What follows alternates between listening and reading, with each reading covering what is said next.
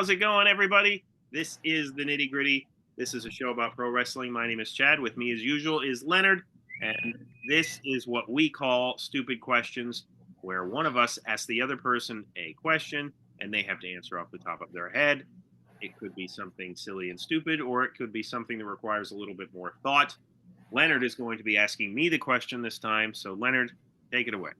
This is an either or, so I think it's a pretty quick one.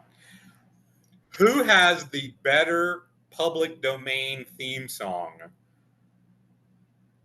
Randy Savage with Poppin' Circumstance or Ric Flair with Also Sprach Zarutha, or however you say it? Thus spoke Zarathustra. Zarathustra, I'm close. I believe. So Savage's theme or Flair's theme, which one do you think is better? And you can consider that also, like, which one fits the guy better, or how they've used it better. So this is not maybe as hard a question to answer as I thought of right away. Initially, I knew when you started the question, I was like, oh man, he's going to make me choose between these two. And I was like, that's really tough. But then I stopped to think and I was like, is it that tough? Here's what I would say to this. Mm-hmm. Savage's theme song, is among wrestling fans, when they hear that, no matter if they're at a graduation or not, they will think of Savage. Mm-hmm. Everybody else will not hear or think of Savage. Mm-hmm. However, with Ric Flair, I think that weigh scale is tilted a little bit, because I think when you hear that piece of music, non-wrestling fans, some of them are going to think about Ric Flair. Like, yes, they're going. Some people will know that that's Ric Flair's theme music, and they'll, if you were to mention it amongst a crowd, like, oh yeah, that's Ric Flair's theme music. Like, so I think that in that way you have to go with Ric Flair, simply because I think him connected to that music has entered the mainstream a little bit more than Savage's. Like, whenever I hear that at a graduation, though, like, I automatically think of Savage, and I'm like, I think about, his grand entrances with the robes and stuff. It always takes me back to being a kid and thinking about his matches. Always. I watched much more of Savage than I did Ric Flair when I was little. Much more.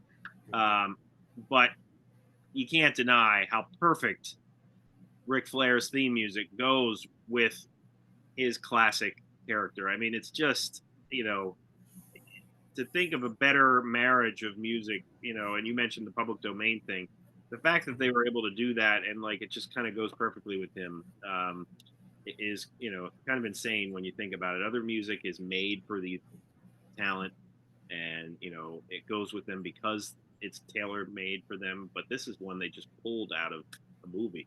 So yeah. I was trying to think of a theme song question, because I don't know if we've done a theme song question, at least in a while. And I was trying to think of, okay, how about a theme song that wasn't, like, written for someone, specifically. And there's a lot of licensed tracks. But then I kind of thought of Flair and Savage and how those are both public domain songs. And I'm sure there are other guys that use public domain music. I would just have to look it up more. And we recently just did the Pothos versus Rock and Roll Express match that we talked about. And we talked about Randy Savage using State of Shock, which was by the Jacksons, which is part of a promo video, and saying I could see him walking out to that.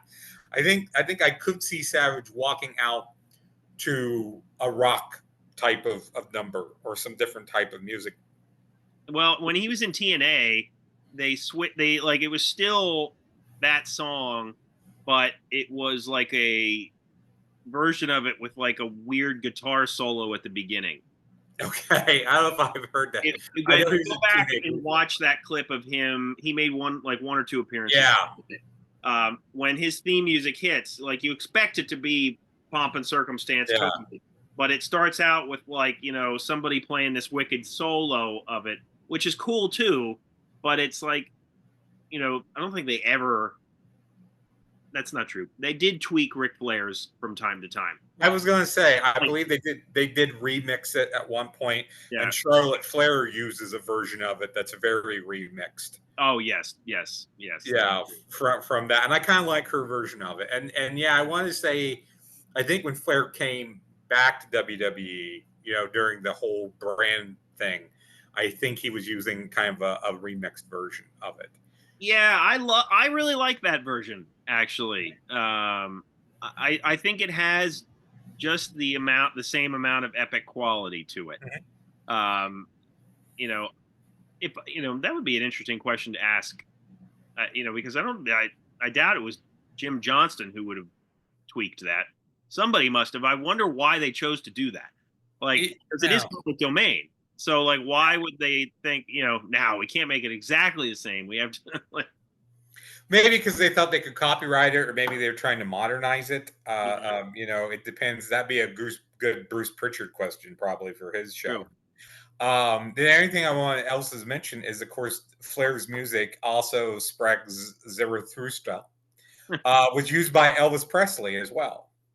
Yes. So I Yes, think that's people true. would think of some people would probably think of Elvis, older people most likely at this point, but he used that at the beginning of his concerts before he would come out, and then it would go into this heavy kind of drum solo and go into CC Rider. That's how he opened concerts for. Right. Yeah, very true. I forgot about that. Yeah. So, and if you compare Ric Flair to Elvis, both blingy guys, a lot of bling, a lot of charisma, a lot of energy.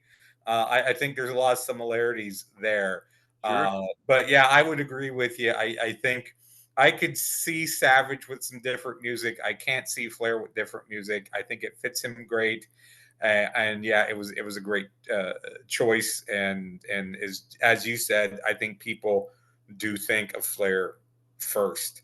A while back, I was watching some wood wrestling. Savage was coming out, and my wife asked, "Is he graduating? Like why is he coming? Yeah. Like, is he graduating from wrestling school?" Like, no, that's just the music he used. I don't know. I don't remember. No, I'm sure there's a story out there why he used it, where it came from. Yeah. I wonder if that took any convincing with him, or maybe he's Yeah. convinced it himself. Who knows? Yeah. Yeah. So yeah, it was one of those kind of things. I was trying to think of a theme song question, and I just wound up getting that specific with it. But it was I like that idea. Yeah. even as an either or question, it certainly gave us some things to talk about. Absolutely. Absolutely. Well, let us know what you think, if we're off base or not. Um, we'll have to talk about some of the other public domain theme songs that were used over the years. Yeah, we'll have to look those up and do a list. Absolutely. So let us know in the comments. Hit the like button, subscribe to our content, check out our other videos, segment surgery, random match reviews. What's that card? We're also available wherever you listen to podcasts. Thank you for checking us out, and always let us know what you think of the show overall. For Leonard, my name is Chad. We will see you next week.